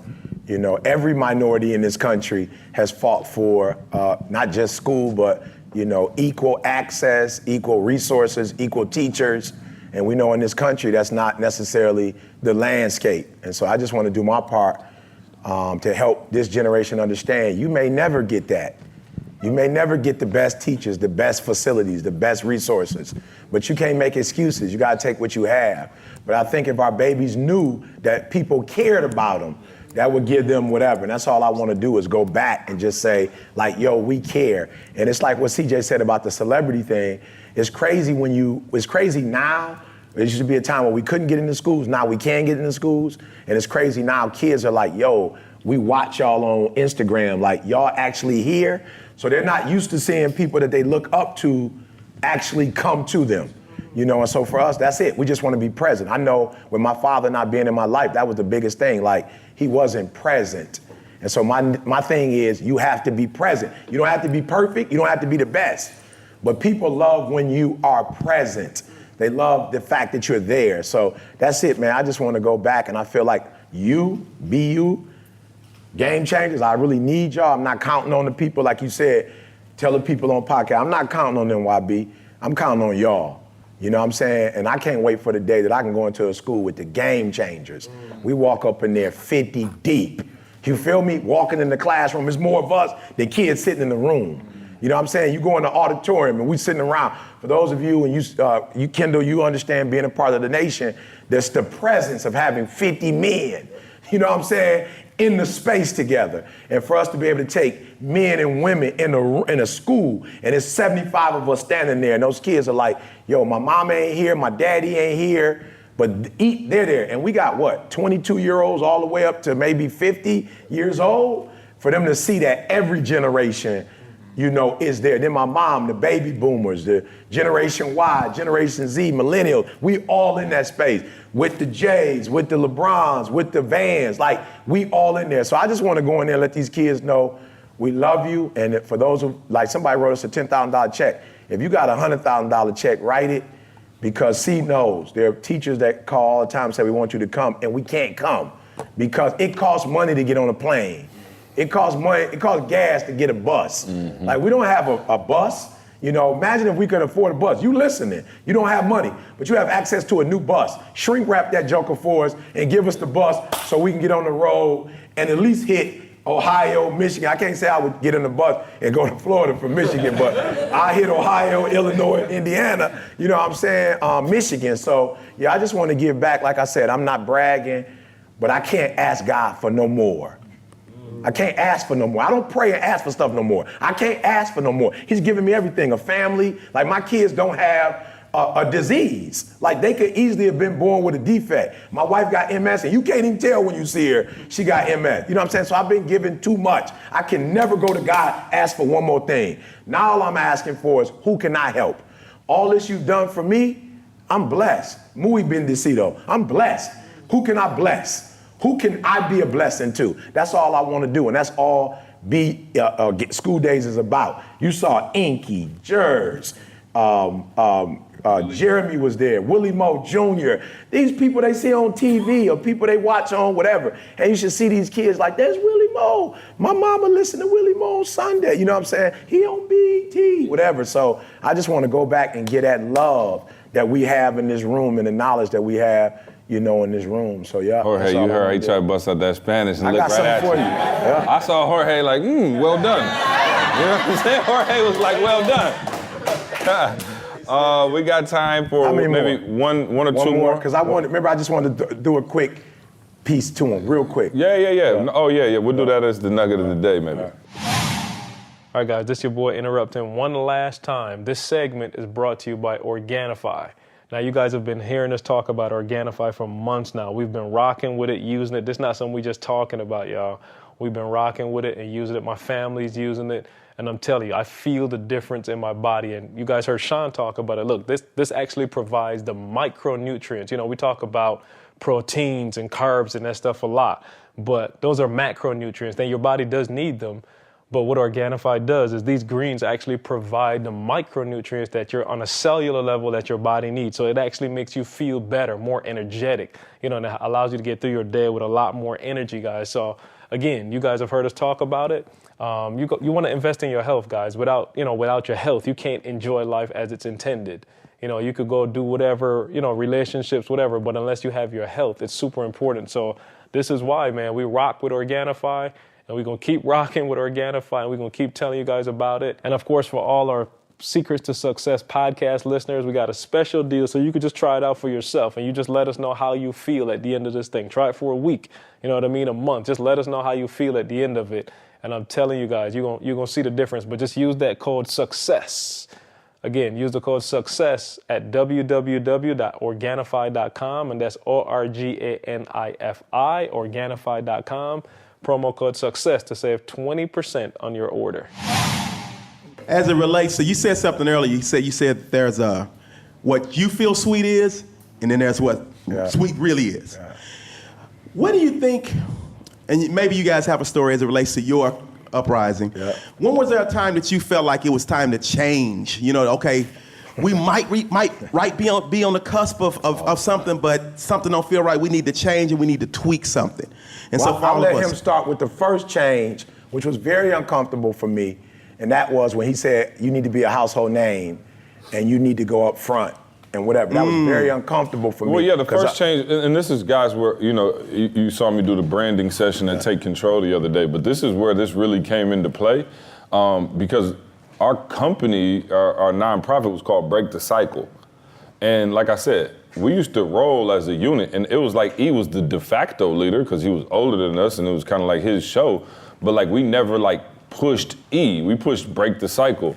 And in my mind, I knew people connect with people, not necessarily companies. You know what I'm saying? Like Break the Cycle, like that don't have a face. Break the Cycle don't have a wife, it don't have kids. Like there's nothing to it that makes it stick. So we might come in and do the work and they might have been like, oh wow, those guys came in and did a great work. But the name itself wasn't going to catch. And so I told E and Carl, scrap Break the Cycle. We don't even need a company.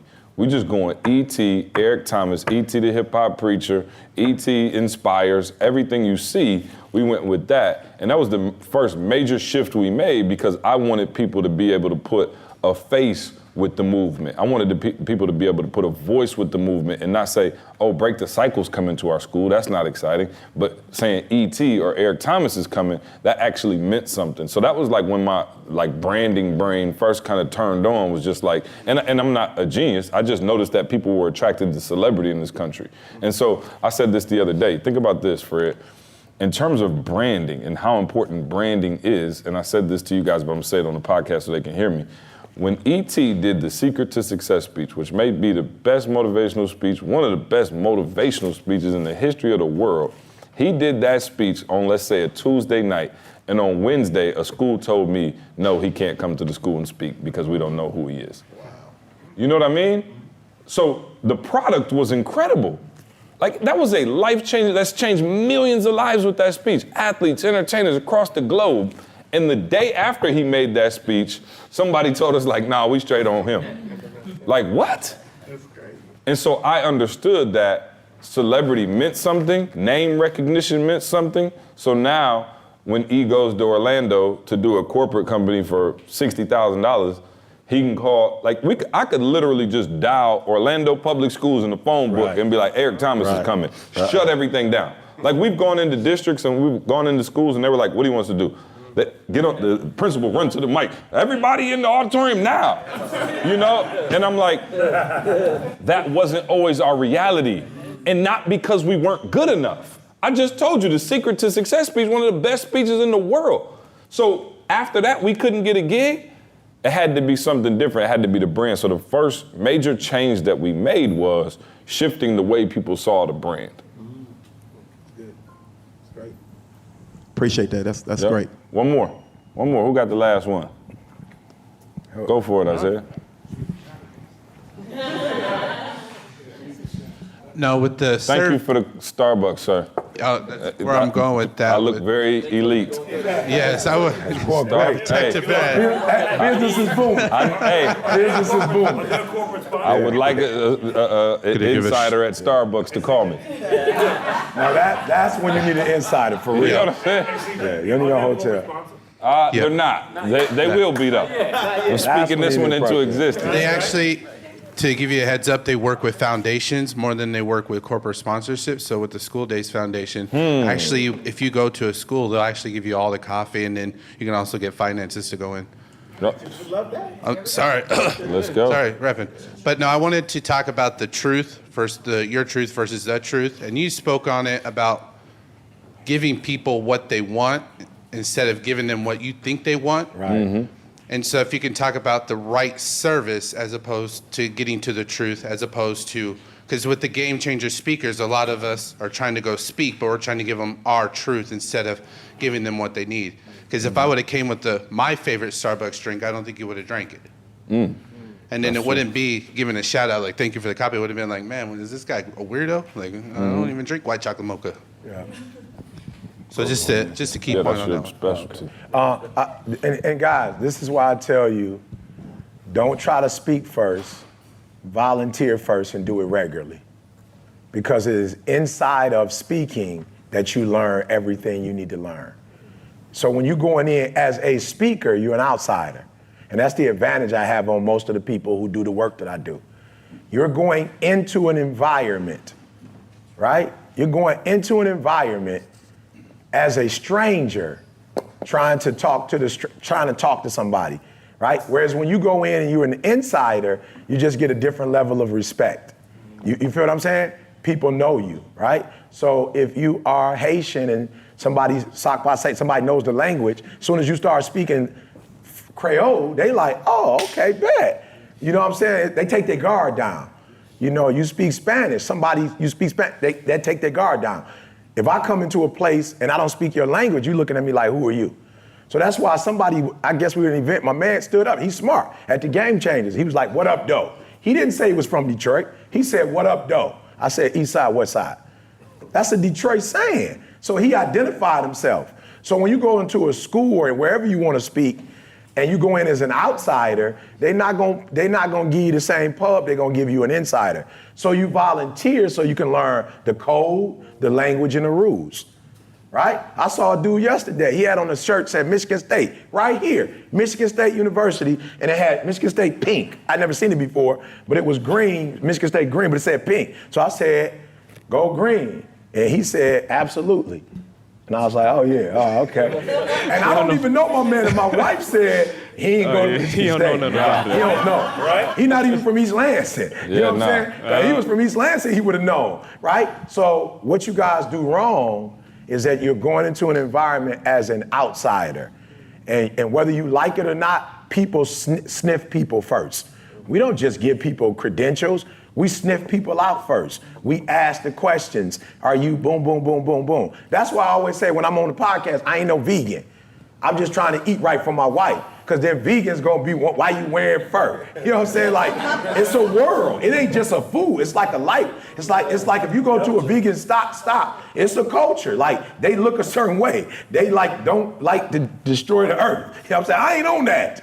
I'm on my girl. You feel what I'm saying? I don't got nothing to do with that. I'm not against a cow getting shot. I'm not against that. I'm just saying, they like, against I told animals. you Peter tweeted you the other day, man. They're going to be so disappointed to hear you say that. And I just want them to know, I'm not, for real, I'm not. Peter thought he was one of them. I'm not, that's not my culture. Cops. So that's what y'all do wrong. When you go in, I can sniff you out. You've never been in my environment before. Your language tells on you. Your posture tells on you. Everything say you an outsider. And we treat outsiders a certain way. We treat insiders a different way. So that's why you volunteer every week. You volunteer every week because you pick up stuff. And then when you do your thing, it's like you one of them. You know what I'm saying? So that's why I keep telling y'all, stop speaking when it's time to speak. And practice so you can pick up stuff. And when you go in and talk to the teachers, when I go talk to the principals, I'm about to meet with the superintendent of school. I'm about to say a couple choice words to my man and leave. We're going to talk about retention, right? We're going to talk about retention rates. We're going to talk about morale, how to build a morale of your teachers. We're gonna just talk about a couple stuff, like if it's Final Four, they burnt out. I don't care what little workshops you send them to, they burnt out right now. And so they're not giving your students 120% because they burnt out. And if they burnt out, whatever, my man's gonna be like, is there a way you can help them with the burnout? Actually, there is. We have a program. Or when can I get the program? Or 50%. You give us 50% and we can send you the program. You feel me? So I think that's the key. And so when you call me and ask me, I can tell you, but it's still like me telling, you know what I'm saying? Me telling you what to do for your girl and you do it, it's gonna lose a little bit when I buy the gift to give to you to give to her. It's gonna take a little bit off of it because it didn't come from you. But when it comes from you, it's the sincerity and whatever. So for those of you who are watching me, you go louder because you think I go loud. You're not paying attention. I do go loud, but there's a time to go loud. And I know when that time is, and I know when that time is to bring it down because I've been with them so long that I know when they're not listening. Hey, C was speaking, Maya was speaking, Chris was speaking, everybody was speaking. I was sitting in the back looking like, oh, okay, yep, they're on their phone. Yep, I got to tell them that they was on their phone when they said that. That didn't connect with them apparently. Oh, they checked out. Oh, but when you came back later and said that, they came back. You feel me? I peeped them out. I'm watching them. I watched CJ with the white glove boy. That got nothing to do with nothing. But the white glove boy, I saw everybody geeked up, laughing, all in it. I'm like, yeah, y'all might want to do some examples and not just give me facts. I'm writing stuff down as they do it. I noticed C said that. You might want to do that. He walked from over here. I noticed you stood right there the whole time. You might want to move. C moved. You might want to move. Ask him why he moved. You might want to ask him why he moved because you didn't move. And because you didn't move, they didn't move. You know what I'm saying? Like they didn't follow you, and so they started doing their phone. I noticed that they would, you feel me? It ain't nothing against you. I'm about to tell you truth. I'm just gonna tell you truth of what happened when you spoke. This is what happened.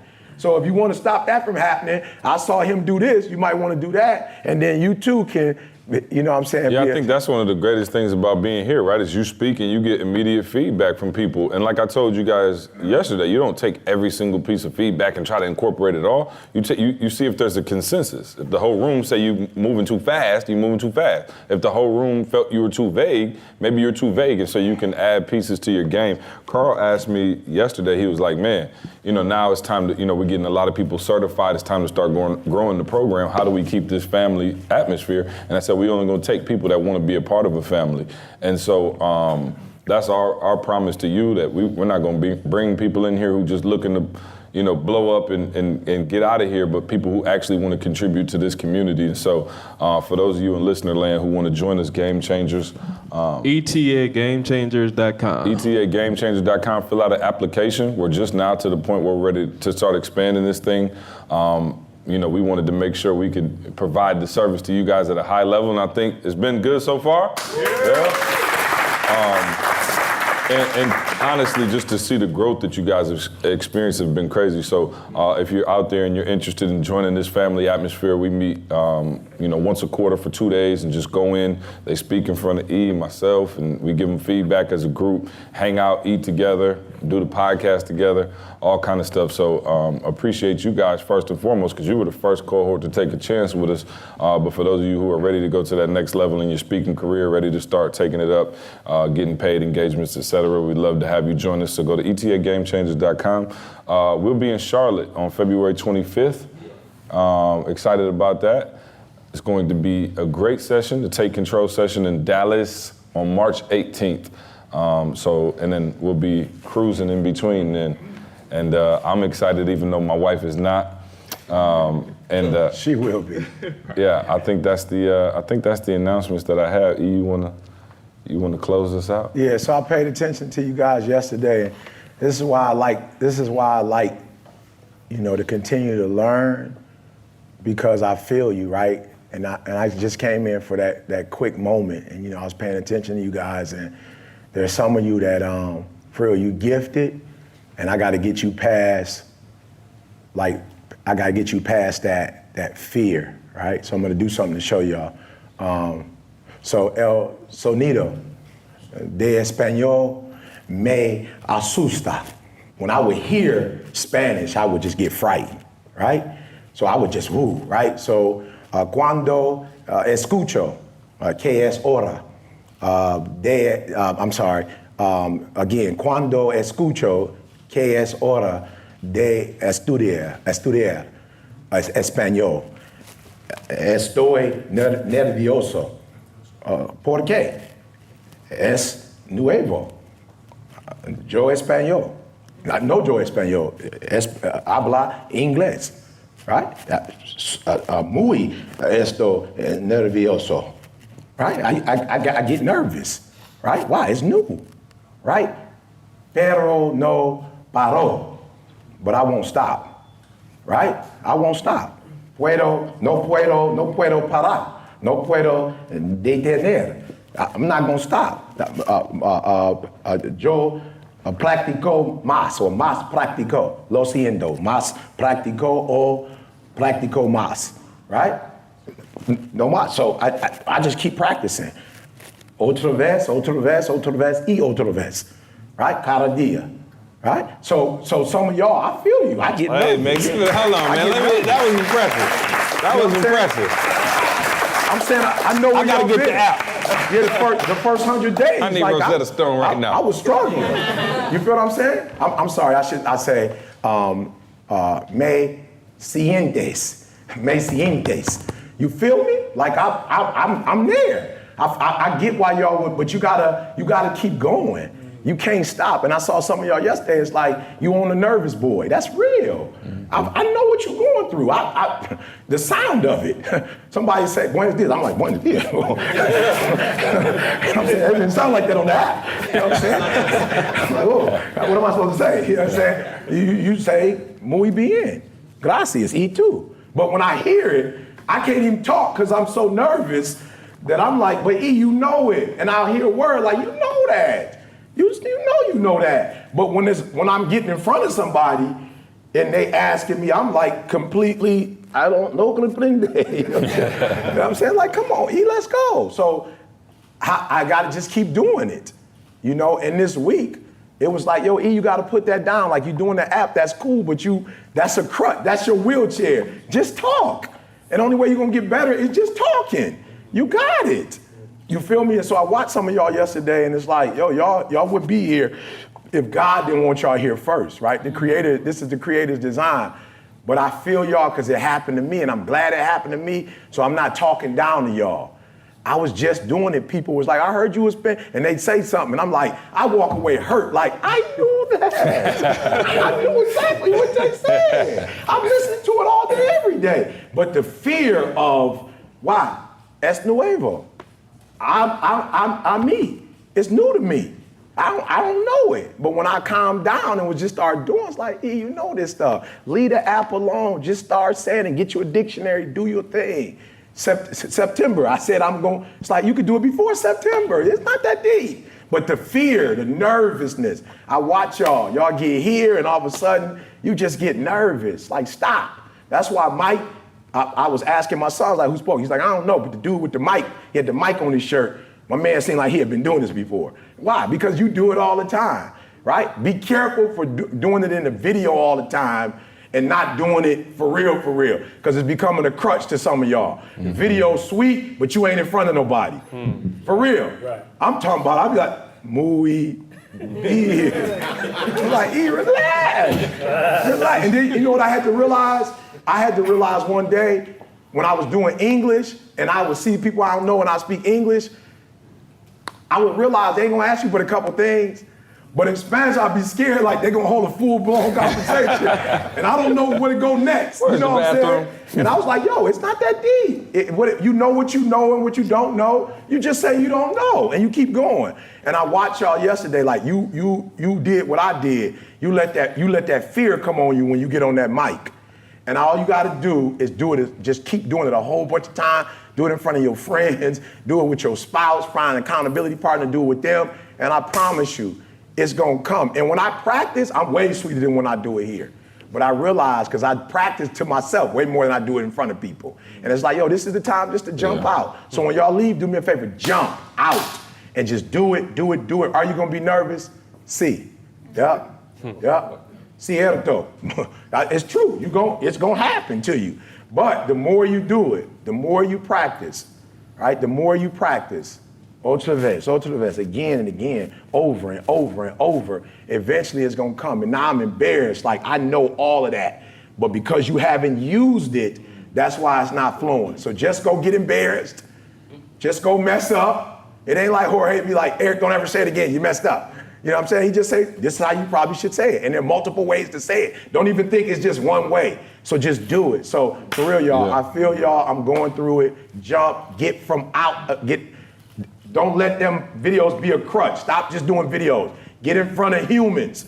If it's 5, if it's 10, practice, so that you get comfortable when it's showtime. But there's nothing like real time. I seen kids practice at Michigan State basketball, and then I seen a different player when it was showtime, when we had to go play Duke somewhere. Some dudes come up, I saw Miles Bridges the other day, hit a three, like boom, whatever. I'm talking about it was a long, my man was standing right, boom. But there are other dudes who could shoot a three, who like thinking, three, everybody looking, three, am I gonna make it? He shot it like whatever. I mean, it is what it is. Either we're gonna win or we're gonna lose. Boom, go for it. All right, so get out there, y'all. Stop practicing and start doing it live in real time. And I look forward to the results that you guys are getting. Yeah. Thanks for rocking with us. Yeah, and real quick, I just want to say, I told me and Jorge had a conversation. You know, one of the things that really helps me to not be nervous is like when I get in there and I look at the people, like this is for them. Yeah. When I'm nervous, it's about me, because I'm worried about like how people are looking at me and how they see me, and am I gonna mess up, and am I gonna be this, and am I? So when I get up there, even like the other day when you guys saw me at Take Control, so packed room, everybody waiting to see what you got to say, I truly believe that I have some information that could take somebody's company and their brand to the next level. So when I'm looking at them, I'm not looking at them going, are they judging me? I'm saying, man, if I can get them this information in the right way, somebody's life is going to change.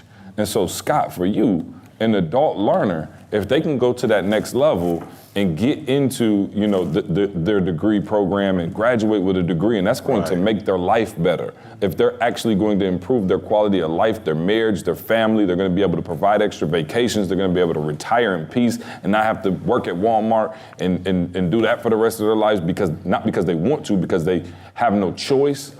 That's what you need to be thinking about when you get ready to speak. Not, is my tie right? Is this right? Nah, it's not about that. And I just learned, and a lot of you guys came up to me like, see, that was fire, you killed it.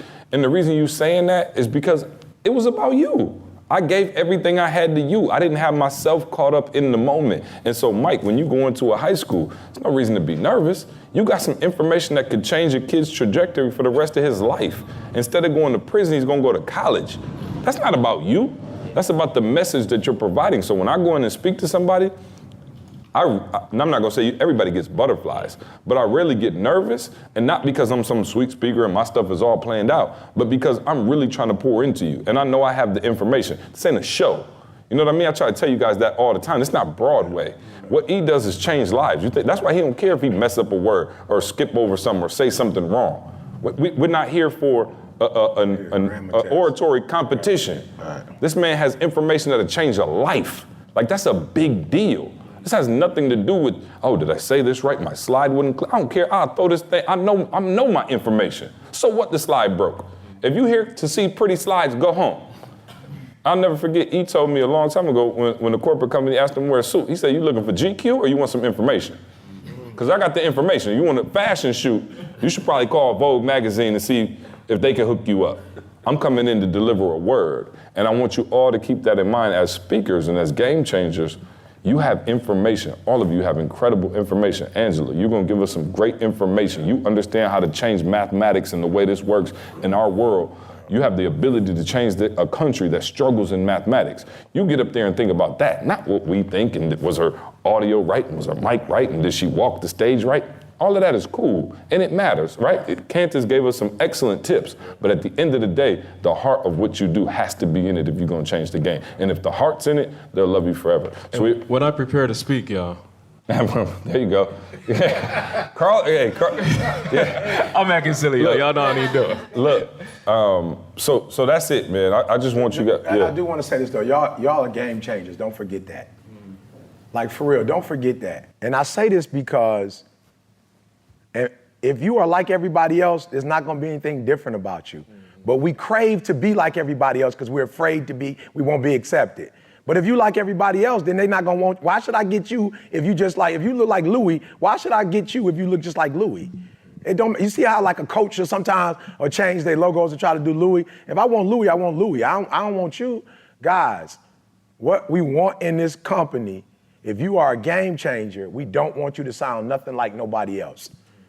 We don't want, if you was gonna be those other companies, they're gonna make sure you sound just like them. That's not what we want. And you need to love your uniqueness, and you need to wear your uniqueness I'm talking about with pride. I'm all about growing. But for real, guys, wear it with pride. You are different for a reason. That's why you in ETA. If you wanted to be normal, you'd be with them. So wear it and stop comparing. There's nobody else like you. And once you understand that, there's nobody else doing it the way I do it. Nobody. And so that's what makes me unique. That's why they want to pay. They gonna pay you too. They got a budget. You don't gotta be like E. You ain't gotta worry about it. Don't they got money? Tone, they got money out there, right? And what he been doing for years, he helping me do it now. He ain't saying, nope, I can't help ET because with school days, because there ain't enough money. It's enough money for all of us. But if you acting just like everybody else, and you wearing what everybody else is wearing, and talking like everybody else, you're gonna be number 5 or 6. But when you become you, you're gonna go to a whole other level. And you're here also because you care about people, right? So wear that with pride, y'all. Y'all represent me wherever y'all go. I represent y'all wherever I go, so I take that serious, right? I take that serious. Every gig I do, I'm trying to blow it up, because if you got that ET certified on there and I'm whack, they not gonna call you. Nike got, I think, who was it about to leave Nike at one point? Was it KD about to try to go with Under Armour for a quick second? And then he came on back, he like, I gotta go with the switch. They ain't got nobody over there. We wanna make, in the speaking world, when they see that ETA speaker certified, we want to do half the work for you. We want half the work to be done when they see that, but then you gotta come and do your part too, right? When you show up, Boston got their butt beat yesterday. LeBron was like, look y'all, we just did a switch. I'm gonna need y'all to I'm gonna score what I always score, but I'm gonna need y'all to come in here and do what y'all supposed to do, and I guarantee you, we don't know for sure, but everybody on the East like, uh-oh, it ain't gonna be as easy as we thought it was gonna be. You know, so yes, we've done our part, but please, when you go out, you represent us. Make sure you do your part as well, all right? Y'all give it up for ET, man. Y'all give it up for yourself. Hey, we're gonna jump off the mic now and turn it over to our game changers. Now it's your turn. I'm excited to see y'all get busy. Thanks for listening. We'll see you next week. I want you to focus on here right now. Don't you worry about when you get home. You concentrate on this opportunity. You don't worry about tomorrow. You concentrate on this opportunity with all